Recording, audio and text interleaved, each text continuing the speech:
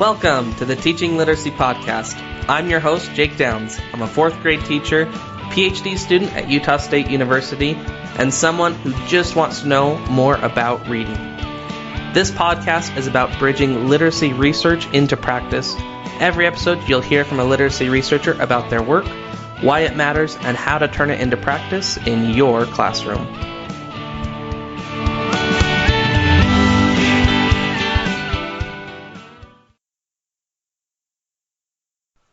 Welcome to episode 11 of the Teaching Literacy Podcast. It is great to have you here. Lots of great news to share. The first bit is that we are now over 1,300 downloads of the show so far across the last 10 episodes. 1,300, everybody. I'm ecstatic to know that so many people are interested in learning about bridging literacy research into practice. So if you haven't yet, please find us on social media, Facebook, Twitter, Instagram. It's a great way to support the show and introduce what we're doing to other teachers. Along with that, I've got a big stack of Teaching Literacy Podcast stickers and pins that I would love to get into your hands. So feel free to share the podcast with others by giving us a review on iTunes or Stitcher or Google Podcasts, wherever you're getting your podcast from. And you can also feel free to share us on social media using something like Instagram stories or a post or a tweet or a Facebook post. Once you've done that, just email me a screenshot to teachingliteracypodcast@gmail.com and let me know if you want a 1-inch round pin or a 3-inch sticker and where I can send it to. What we're doing here is extremely important. We are sharing ideas of how to implement literacy research into practice, and that's something that I think every teacher of literacy would benefit from. One last announcement for those of you in Utah.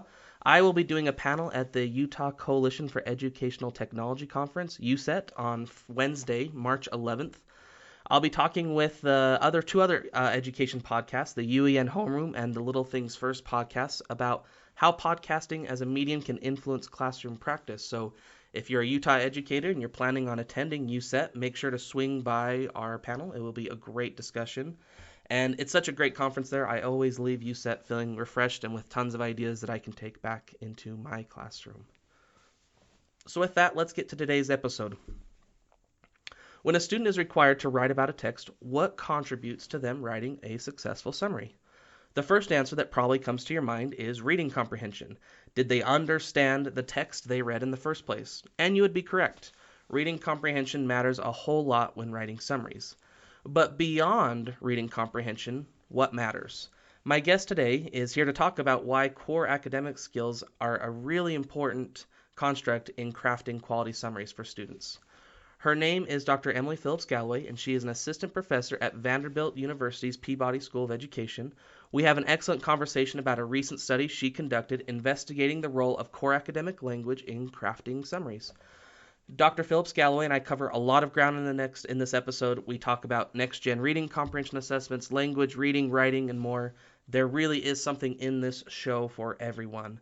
So enjoy the conversation and stick around after the interview for my 2 cents on what we talked about.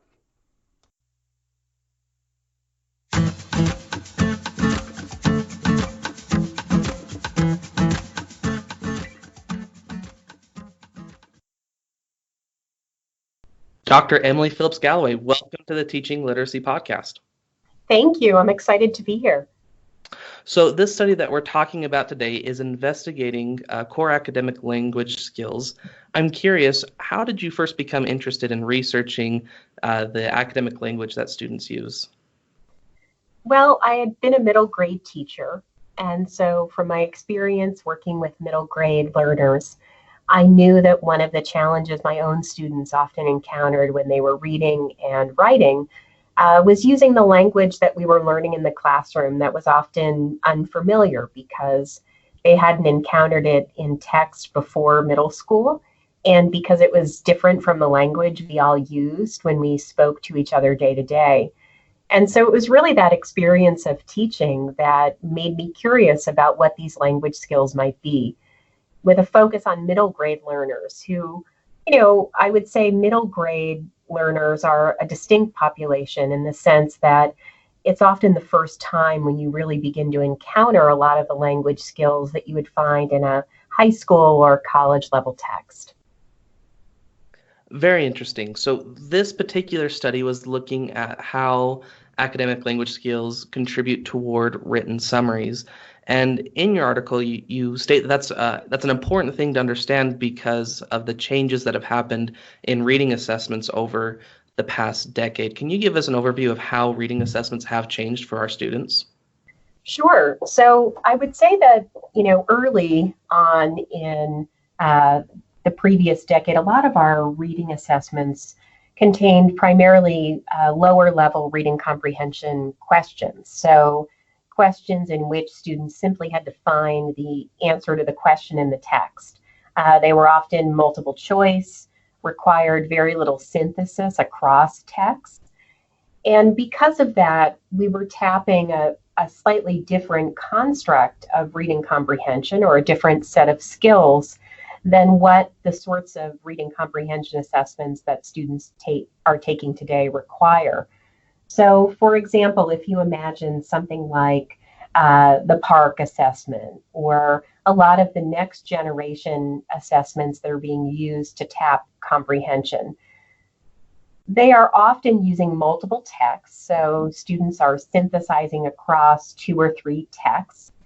Students are asked questions that require higher levels of interpretation. So what's the author's perspective on a topic, for example, in a particular article, often having to compare and contrast across a series of articles.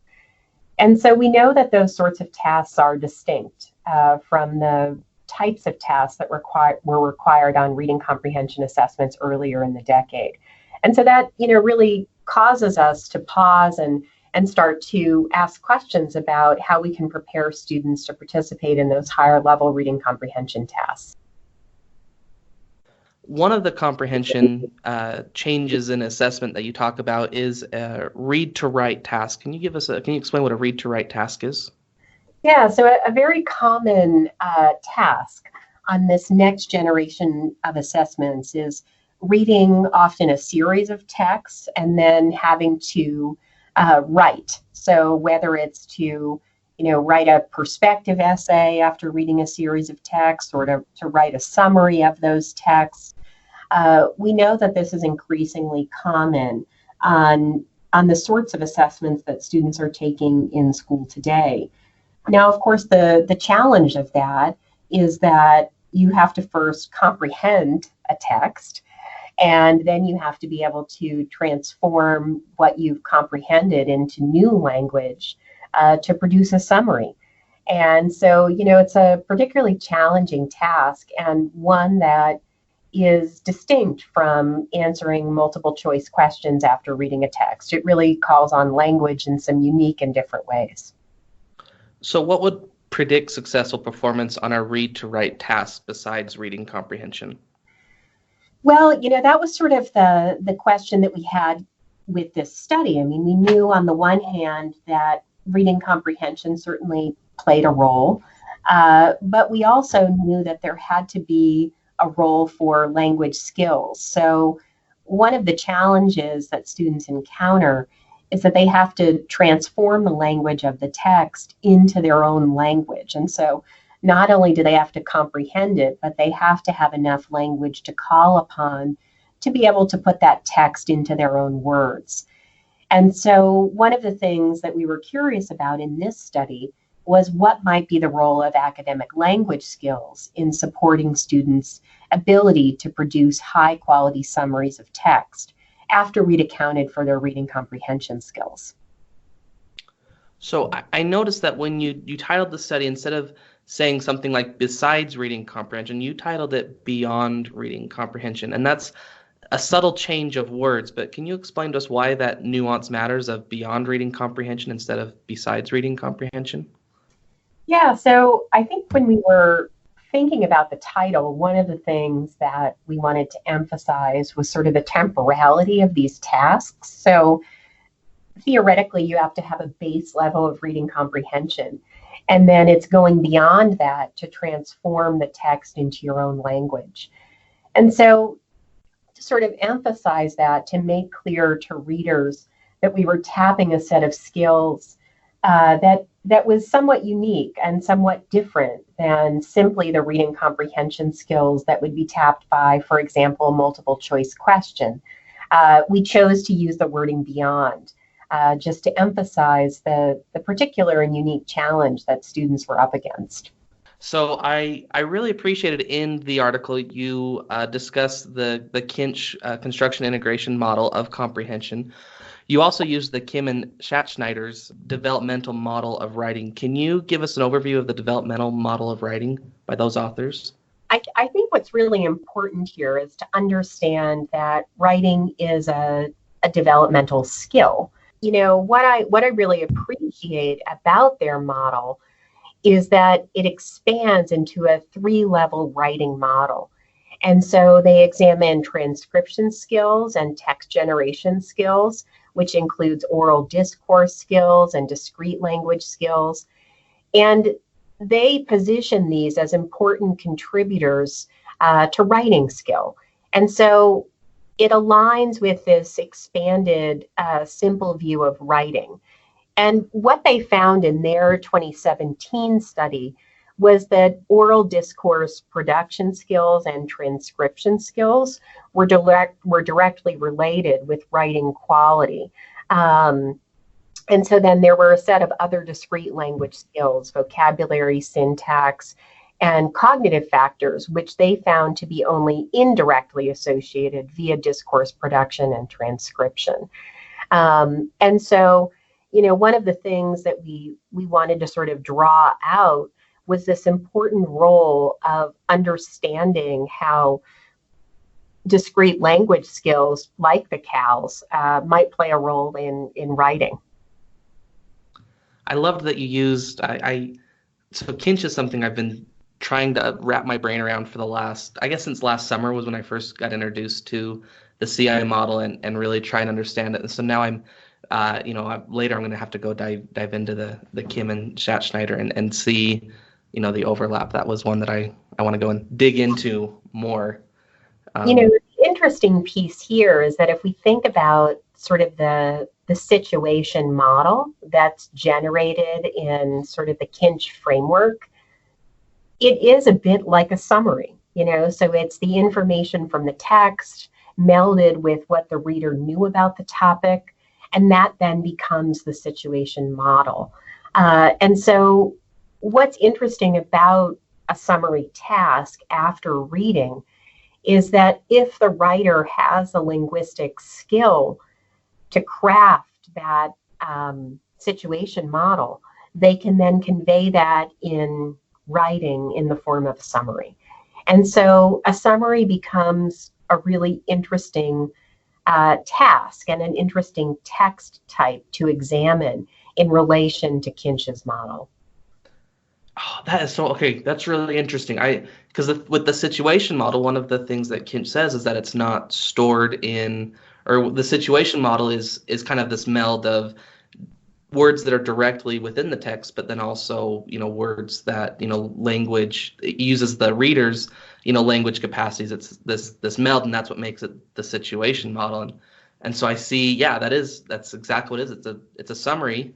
And so then I guess the question is, how do you help students transmit that situation model in the head into, you know, into something that's formally transcribed? You know, and we knew going into this study, and sort of one of the suppositions here was that academic language skills in particular were skills to transform the language of the text into your own language might serve as a form of a bottleneck or as a form of support for students as they go to write. So, you know, it's possible that students can comprehend the language of the text, and then when they go to convey that comprehension in the form of a summary, they encounter new challenges simply because they don't have the linguistic skills readily available to transform the meaning of the text. Yeah, that's really interesting. And I think that speaks a little bit to your, you know, findings about the dual role of academic language skills. I guess we'll get to that in a minute though. So let's dive into the actual study. You invested core academic language skills and how those influence the written summaries of 4th through 7th graders. Give us a brief overview. What are core academic language skills and how do you measure those? Yeah, so in this study, we used a assessment of core academic language skills that can be individually administered. And so, this is a bit different from the typical paradigm in writing research, where what we know about the writer's skill is observed entirely in the context of that student's written production. Instead, we have an outside measure of language skill that we used, which is known as the Core Academic Language Skills Inventory. And the way that the inventory taps these skills, it has a series of subtests that tap a different dimension of the core academic language skills construct. And so the construct of CALS is one that was designed to really mirror some of the linguistic challenges that students encounter as they read in academic settings. So, for example, while obviously we know that texts contain disciplinary language that can be challenging to students. So words in science, math, social studies, they're often the bolded words in the text. What we discuss a little bit less frequently is that across text, there's also a core set of grammatical and discourse features. And those are related to the shared communicative demands that are faced by academic writers and readers in school and academic settings more broadly. So, for example, precisely communicating abstract information or presenting a dynamic process to a reader who is not present. Those are challenges that academic writers, whether they're writing in science, social studies, or math, are all grappling with. And so, potentially unsurprisingly, there seem to be a set of language features that recurrently appear in texts that are written in academic settings. And it's those features that we refer to when we think about the core academic language skills construct. And so if we think about what those features might be, they're essentially features that are high utility in academic settings because they're highly prevalent in academic text across the content areas. So knowing them is particularly useful as you read at school. They're often infrequent in everyday conversation, though, which is in part why they're a little bit challenging for adolescent readers and writers to grapple with. And if we think about what those features include, we can imagine, sort of a whole host of things as educators that we might think about. But of course, there are skills at the word level, so derivational morphology skills, so understanding that a word's grammatical category has been shifted. So, for example, to legalize can become legalization in an academic text.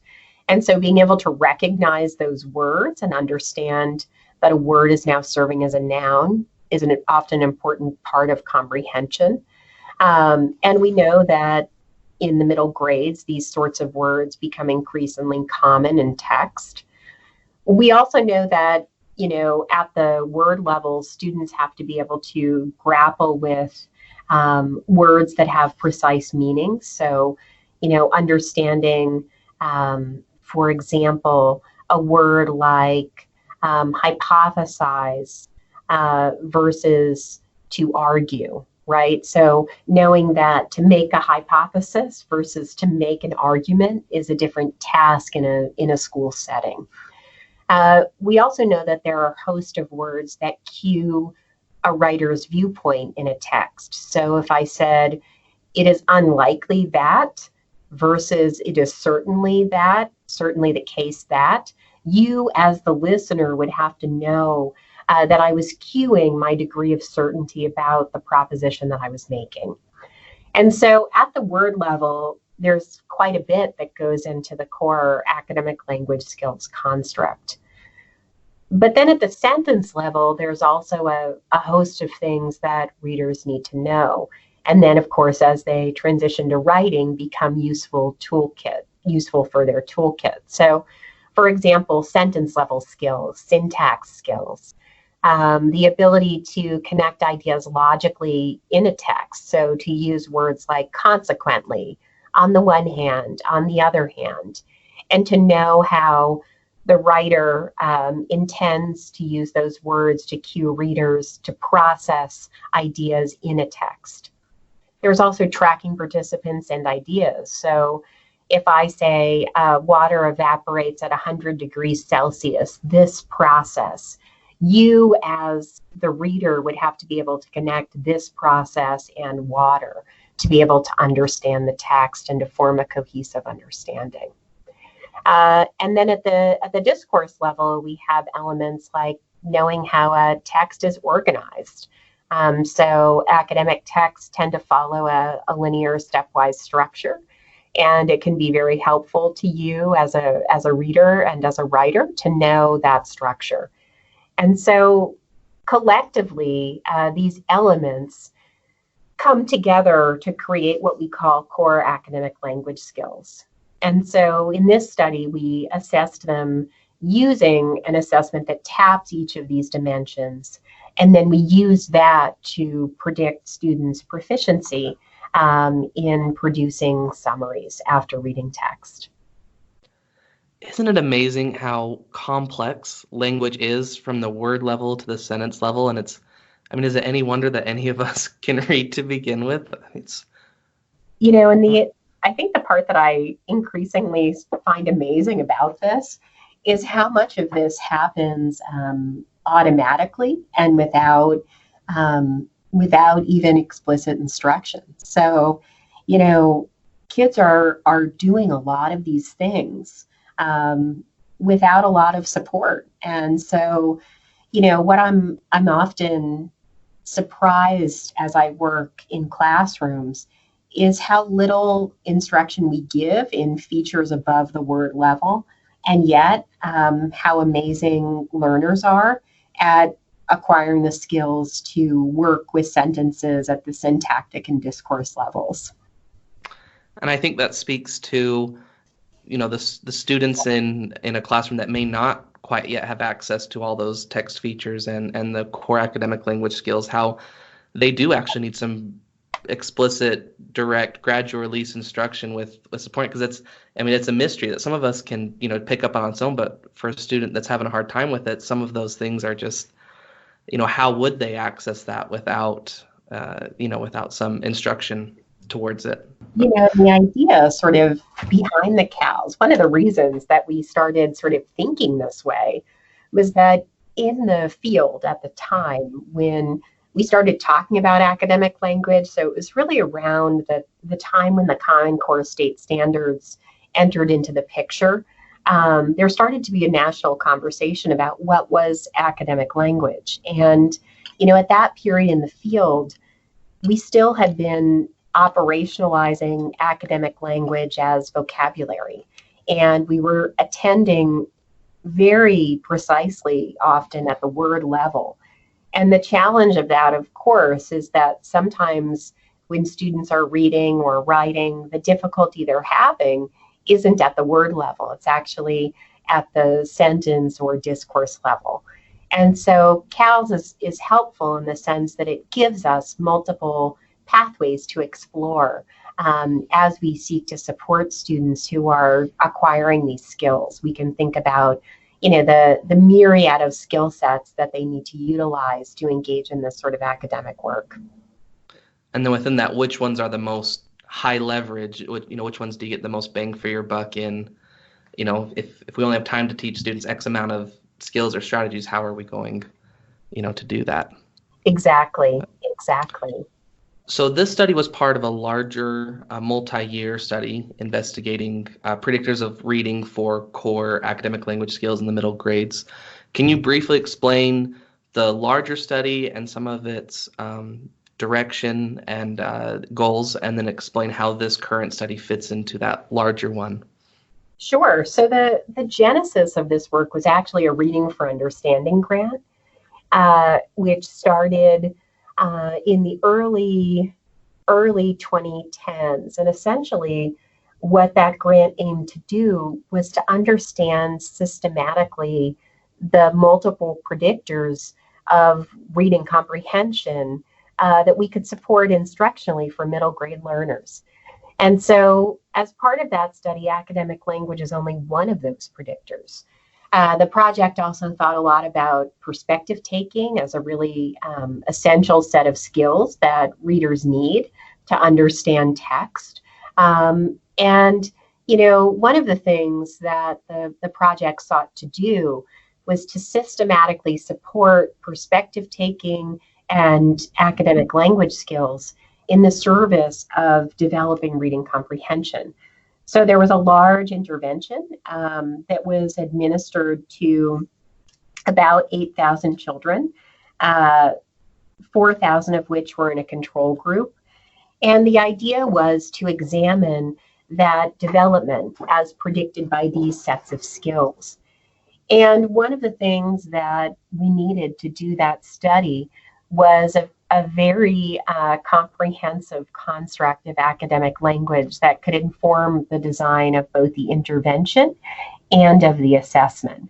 And so that was the sort of genesis of the measure used here as part of a larger project. And so across the years of the study, we followed students for 3 years.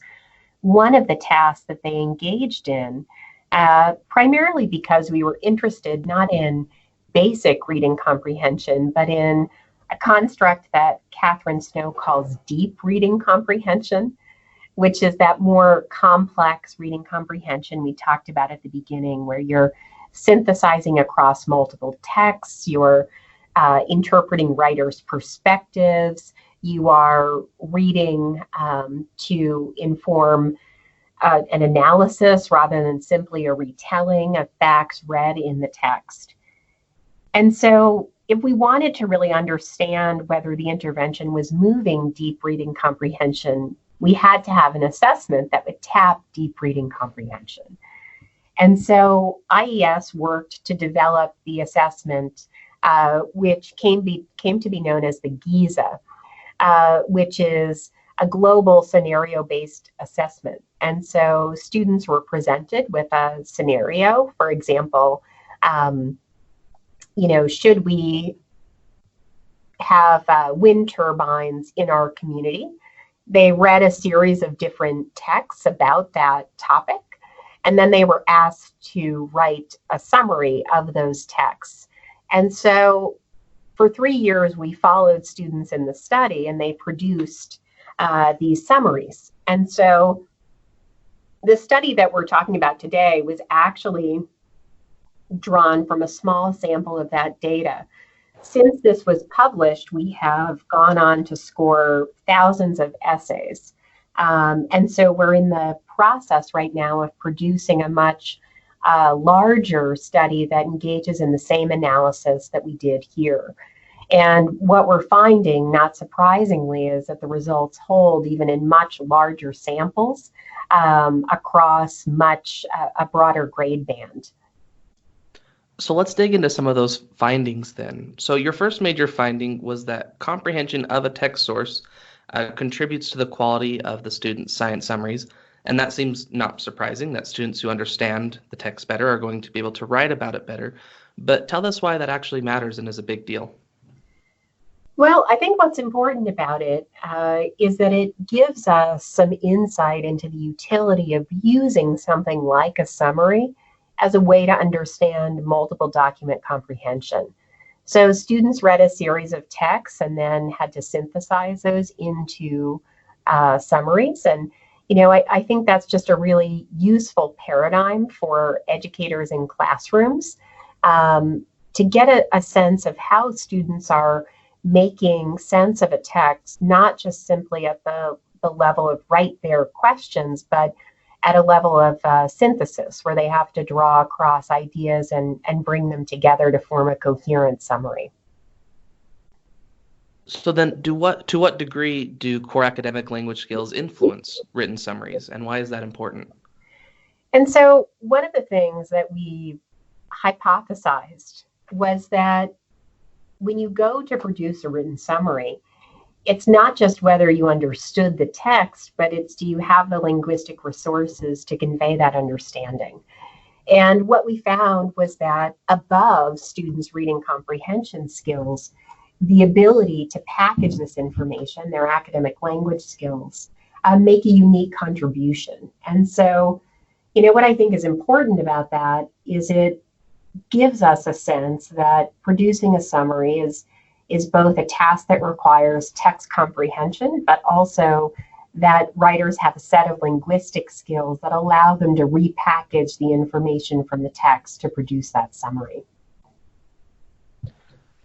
So can you speak more to the dual role of academic language? What was that finding, and why was that finding important? Yeah, so one of the things that we knew from our previous studies was that academic language skills were predictive of students' reading comprehension. So you have to make use of your language skills as you engage in text reading. And in the course of doing that, your language skills then serve to impact both your comprehension of the text before you summarize it. And then as you go to summarize, your ability to repackage what you've read is also influenced by your reading comprehension skills. And so that dual influence, academic language skills playing a role in both the reading comprehension and your ability to convey your thinking in writing, is interesting in the sense that, we often think of language skills as playing a role in reading or playing a role in writing. But in the task that students participated in here, it plays a role in both elements simultaneously. So let's switch over to recommendations for practice. What would you tell a teacher who's interested in better supporting core academic language skills in the classroom? How can they do that? Well, I think one thing that comes out of this study that I think is essential and we need to attend to is the fact that the ability to create a summary, to convey meaning in a summary, is in part a language task. So I think we need to keep in mind that as we use summaries to assess text understanding, we are also assessing students' language skills. And so it gives us insight into both how students are making sense of text and then the degree to which they have language skills to transform those understandings. And so I think that's important for teachers to know. It's not uncommon when I'm in classrooms that I see students being asked to summarize text. And I remember when I was teaching, I rarely thought of it as a linguistic task. I thought of it as primarily a reading comprehension monitoring task. But what this study suggests is that language skills are playing a strong role in students' ability to engage with that task proficiently. The other thing that I think about when I think about the results of this study is all of the various supports that we might be able to put into place to make these summary performances possible.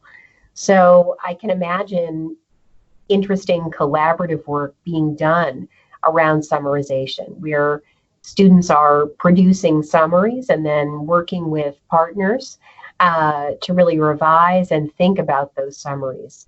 Therefore, drawing collectively on the language skills that both of those students bring to the table, understanding that given the task of repackaging the information from a text into a summary, that it may require that we call on not just an individual child's language skills, but the language skills of his or her peers.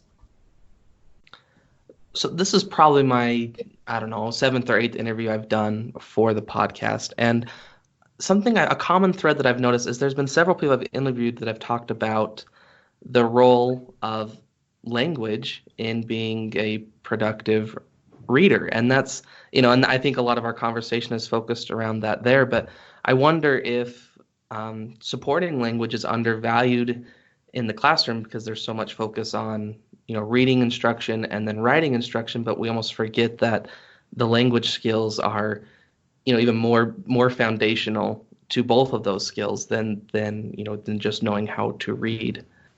Yeah, so, I think one of the things that this study makes me think about is that language is a really foundational skill for reading and for writing. And so, whenever you're teaching language skill and supporting language skill, whether it's in the context of text reading or in the context of writing, we can imagine that it may serve a dual function. So, as we support language development in the service of writing, we are likely also supporting our students as readers, where they call on the same host of language skills.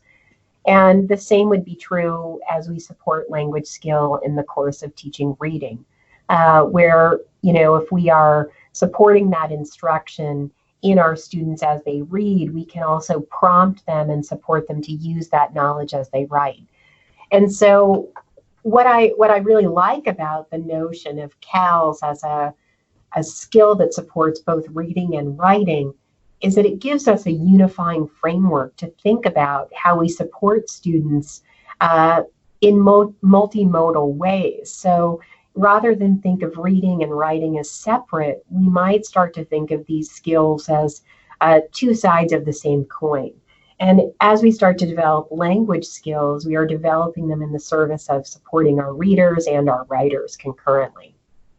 I love that concept, and you noted this earlier in the interview, but that when we're talking academic language skills, it's more than just vocabulary. We're not talking about just teaching academic vocabulary, but it's all those the propositions at the word level, at the sentence level, that helps us essentially communicate. So we're talking understanding communication, but also producing productive communication as well. Exactly. And our students need opportunities not just to learn language as readers, but to practice using that language as writers. And so, I like the concept of classrooms where we engage in reading, writing, and speaking. Uh, and we think of those as mutually reinforcing activities where at the center of each of those is the use of language. So, Dr. Emily Phillips Galloway, what do you think makes a great educator? I think a great educator is an educator who is observant. So, in my work with teachers here at the university, the strongest educators, whether they're just starting out in the field and it's their first time leading a classroom, or they're seasoned educators with 20 years of experience, I find that the most skilled educators are often the most observant. So they seek to understand children in their classroom, to understand how they make sense of the world and what resources they bring to that task. And they often do that by watching. So, one of the things that I think of with academic language skills is that the way that we track them in our learners is often not through assessment. It's through simply watching children as they use language and thinking about how they're making sense of that language use and calling on those resources. And so in the end, it really is about watching closely and providing support and instruction when needed and as needed to support our students as they engage in reading and writing tasks.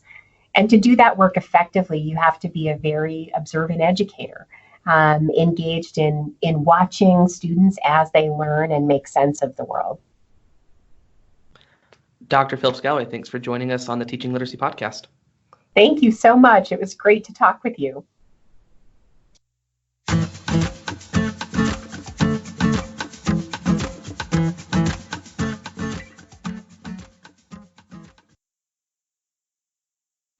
A great big thank you to Dr. Phillips Galloway for joining us on the show. I am so grateful that show after show we have such high caliber researchers coming to help us make sense of their research so we can use it in our classrooms.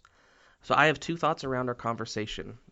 The first, I'm centering around academic vocabulary. So I will be honest, when I was reading her study and preparing to talk with Dr. Phillips Galloway, I was approaching her study with an academic vocabulary mindset. I don't think I truly picked up on what she was meaning by academic language until I was talking with her. We pulled up Skype and we were talking right before the interview. So let's talk about both of those for a minute, academic language and academic vocabulary. One way to define academic vocabulary are words that are used infrequently in common conversation, but are used frequently in texts across domains. So words like generate, investigate, chronological, or assumption could all be academic words.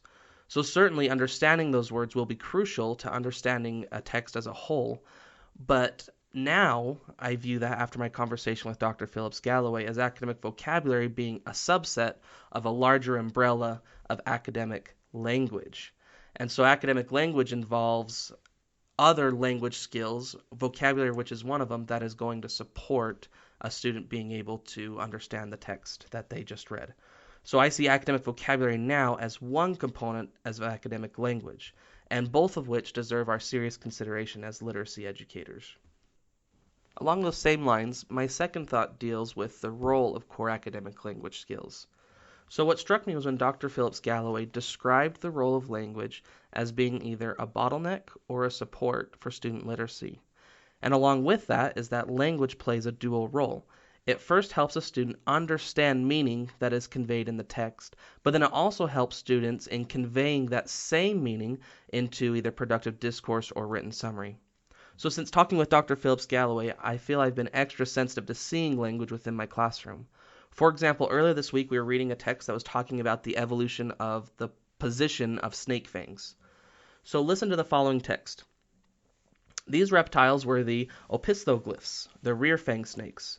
A few sentences later, the text said, and the proteroglyphs, front fang snakes, appeared. Then toward the end of the section it read, and so the solenoglyphs, the vipers, appeared. Each of those is a crucial example of language. So the text gives us a domain-specific Tier 3 word, and then either right before that word or right after that word, it defines the word without explicitly saying that that is the definition. About half of my students picked up on that. If I asked them what the opistoglyphs were, they'd be able to say, well, they were snakes that had fangs in the back of their mouths. But about half of them couldn't because there was a breakdown in their core academic language skills where they were unable to stitch together that the meaning of that Tier 3 very domain-specific vocabulary word, the definition was given right after. So what I found is I had to go back and explicitly teach what was happening in that sentence and how we use the positioning of the words before or after to define that word. And I don't think if I had not talked with Dr. Phillips Galloway, I don't think I would have picked up on that. I would have thought there's something here they're not understanding. It's probably these words, and I would have just taught them the words rather than teaching them how to stitch it together, construct it using the text itself. So the point here is that there's language at the sentence and paragraph at text level that is important to developing proficient readers and writers.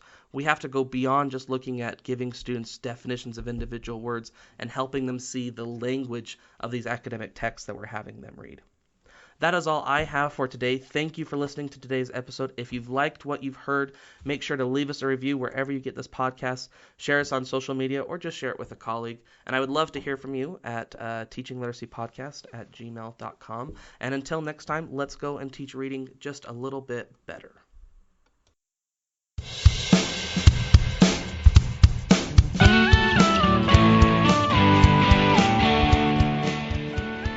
Thanks for listening to our conversation today. Remember to check out the show notes for more details. If you have feedback or a show idea, feel free to email me at teachingliteracypodcast@gmail.com. This is Jake with the Teaching Literacy Podcast, and until next time, let's go and teach literacy just a little bit better.